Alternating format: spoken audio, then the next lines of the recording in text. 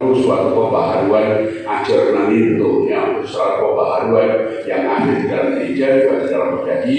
Kita mohon juga doa restu dari Bapak Uskup sebagai ketua kali ini supaya bisa mengarahkan kita semua ke jalan yang benar, dan dengan demikian kita tidak berjalan sendirian. Maka sekali lagi terima kasih Bapak Uskup karena sudah berkenan hadir untuk memimpin pembukaan acara kita pada siang hari ini. Mudah-mudahan ini akan mendatangkan berkat yang banyak bagi Perdadi dan kita semua. Terima kasih. Saudara-saudari, mari kita sampaikan intensi kita untuk Perdadi dan segala permasalahan termasuk yang dialami oleh anggota, dan syukur atas keberhasilan yang telah kita nikmati selama ini sebagai anugerah Tuhan. Marilah kita mengakui dosa-dosa kita supaya kita layak merayakan misteri suci.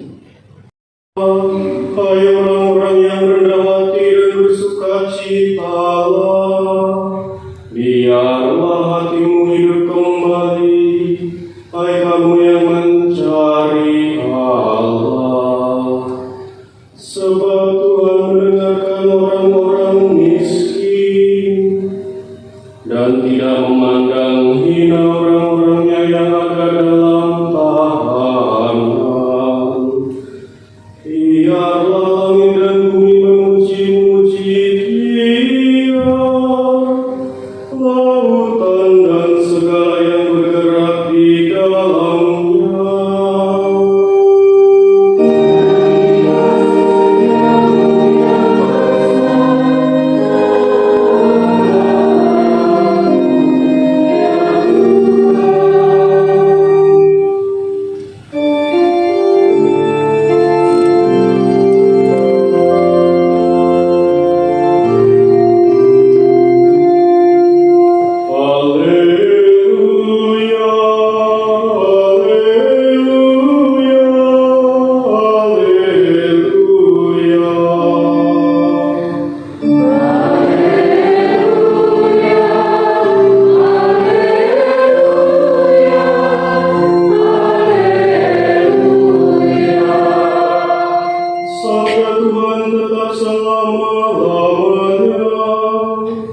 Itulah sabda yang diwakilkan kepadaku.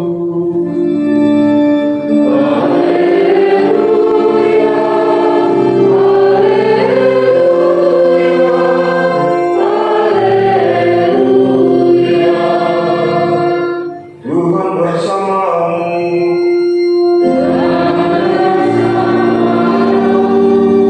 Inilah Injil Yesus Kristus menurut Santo Matius.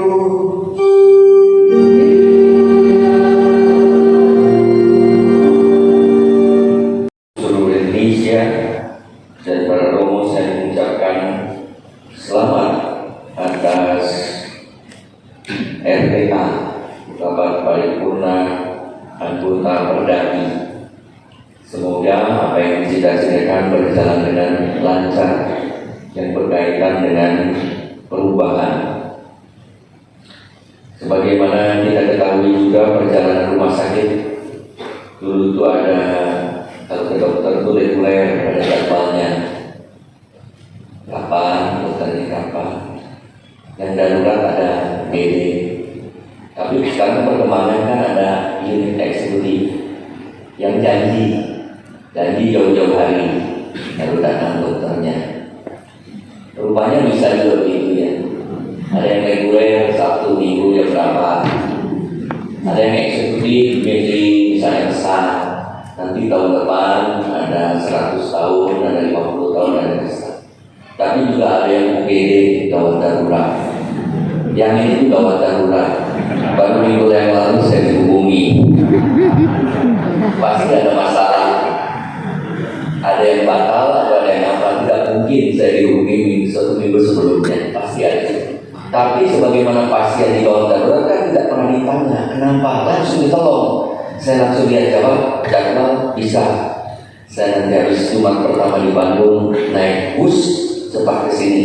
Sebagaimana sudah suami, maka suster yang menghubungi saya melonjak kegirangan. Seperti Yohanes dikunjung Elisabeth ketika saya bilang bisa, tanpa tanya, tanpa apa, sebentar saya bisa. Karena saya tahu itu UGD.